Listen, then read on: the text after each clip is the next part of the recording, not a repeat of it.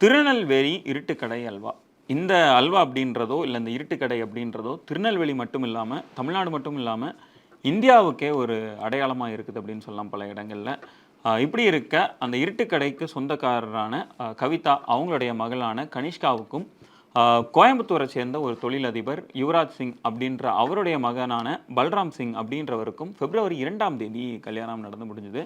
இப்போ இந்த கல்யாணத்துல ஒரு மிகப்பெரிய பிரச்சனையும் ஏற்பட்டிருக்கு. அது என்ன அப்படின்னா, அந்த இருட்டு கடைய தன்னுடைய பெயருக்கு எழுதி தர சொல்லி பல்ராம் சிங் வந்து கனிஷ்காவுக்கு வரதட்சணை கொடுமை செய்ததாகவும், பிசிக்கலா அபியூஸ் பண்ணதாகவும் ஒரு மிகப்பெரிய கம்ப்ளைண்ட் எழுந்திருக்கு. பிப்ரவரி மாதம் 2ஆம் தேதி 2 பேருக்குமே கல்யாணம் நடந்து முடிஞ்சது. மிகப்பெரிய லெவல்ல இந்த கல்யாணமும் நடந்து முடிஞ்சது. குறிப்பா நெறையா பெரிய பெரிய நேம்ஸ் வந்து இந்த கல்யாணத்துக்கு கெஸ்ட்டா வந்தாங்க.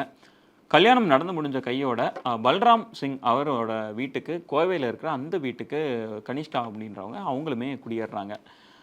கல்யாணமான அன்னைக்கு இரவுல இருந்தே இந்த வரதட்சணை கொடுமை அப்படின்றது ஸ்டார்ட் ஆயிருச்சு அப்படின்றத கவிதா வந்து சொல்றாங்க. அவங்க சொன்னது என்ன அப்படின்னா, கல்யாணமான 2ஆம் தேதி இரவே பல்ராம் சிங்கும், யுவராஜ் சிங்கும் கிட்டத்தட்ட 1.5 கோடி மதிப்புள்ள ஒரு ஃபாரின் கார வந்து வரதட்சணையா கேட்டாங்க.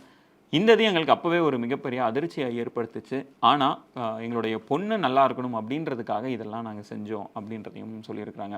அங்க நிக்காத அந்த வரதட்சணை கொடுமை தொடர்ந்து கடந்த 40 நாட்களாவே நடந்திருக்கு அப்படின்றத கவிதா சொல்றாங்க.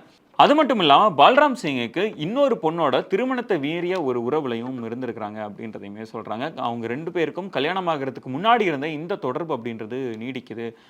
நாங்க ஒரு நல்ல ஃபேமிலி அப்படின்னு நினைச்சு தான் நாங்க கல்யாணம் பண்ணி குடுத்தோம். ஆனா இந்த மாதிரி திருமணத்தை மீறிய ஒரு உறவு வந்து அந்த கணவருக்கு இருக்குது அப்படின்றதையுமே அவங்க கம்ப்ளைண்ட்டா ரிஜிஸ்டர் பண்ணியிருக்காங்க. அது மட்டும் இல்லாம கனிஷ்கா வந்து கோயம்புத்தூர்ல இருக்கிற அந்த வீட்ல இருக்கும்போதே அந்த பெண்ண கூப்பிட்டு வந்ததாகவும் சொல்லப்படுது.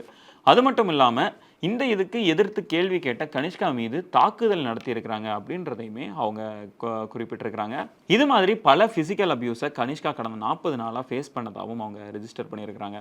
அதை தொடர்ந்து இது மாதிரி தொடர் வரதட்சணை கொடுமைகளை சந்திச்ச கனிஷ்காவுக்கு அதுக்கப்புறமும் ஒரு அதிர்ச்சியை பல்ராம் சிங் வந்து கொடுத்திருக்கிறாரு. என்ன அப்படின்னா, உங்க அம்மாவுக்கு சொந்தமா இருக்கிற அந்த இருட்டு கடைய என்னோட பேர்ல எழுதி குடுக்கணும் அப்படின்ற மாரி சொல்லியிருக்காங்க. இருட்டு கடை அப்படின்றது வந்து ஒரு மிகப்பெரிய ஒரு பாரம்பரிய கடையாவும் இருந்திருக்கு. அண்மையில தமிழ்நாட்டோட முதல்வர் மு.க. ஸ்டாலின்ல இருந்து பல தலைவர்கள் வந்து அங்க போய் அல்வா சாப்பிட்டத வந்து நம்ம எல்லாமே பார்த்திருப்போம்.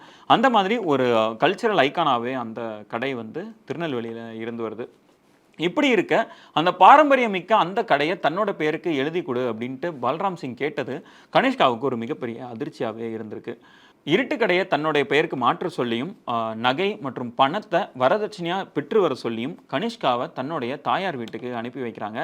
யாருன்னா பல்ராம் சிங்கும், யுவராஜ் சிங்கும். இப்படி திருநெல்வேலிக்கு வந்து இறங்குறாங்க கனிஷ்கா. திருநெல்வேலிக்கு வந்து இறங்கி இந்த ஒரு விஷயத்த தன்னோட தாயார் கவிதாட்டியும் சொல்றாங்க.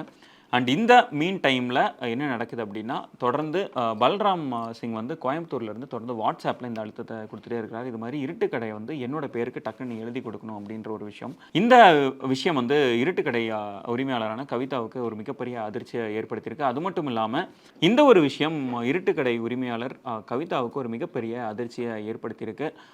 பல்ராம் சிங் அவருடைய தந்தையான யுவராஜ் சிங் வந்து, நான் பிஜேபியை சேர்ந்தவன், எனக்கு கட்சியில நிறையா பொறுப்புலாம் இருக்குது. எது உண்மை எது பொய் அப்படின்றத கூட என்னால் மாற்ற முடியும். உண்மையை பொய்யாவும், பொய்யை உண்மையாகவும் என்னால் சொல்ல முடியும். ஸோ அதனால நீங்கள் எல்லாரும் உருப்படியாக இந்த இதை கேட்டு நடந்துக்கங்க. இந்த மாதிரி கடையை வந்து என்னோட மகனோட பேருக்கு எழுதி கொடுக்க வேண்டியது உங்களோட பொறுப்பு அப்படின்ற மாதிரி மிரட்டியதாகவும், கொலை மிரட்டல் விட்டதாகவும் அவங்க கம்ப்ளைண்ட்டை சொல்லியிருக்கிறாங்க. அது மட்டும் இல்லாமல் இந்த விவகாரத்தை சிஎம் செல்லுக்கும் தாங்கள் பாஸ் பண்ணியிருக்கிறதாகவும் அவங்க சொல்லியிருக்கிறாங்க. இருட்டு கடை மாதிரியான ஒரு பாரம்பரியமிக்க அந்த கடையை வந்து கல்யாணத்தின் மூலமா தங்களுடைய பெயர்ல எப்படியாச்சும் மாத்திக்கலாம் அப்படின்னு சதி திட்டம் போட்டது மிகப்பெரிய அளவில் பலரையும் அதிர்ச்சியில் ஆழ்த்தியிருக்கு.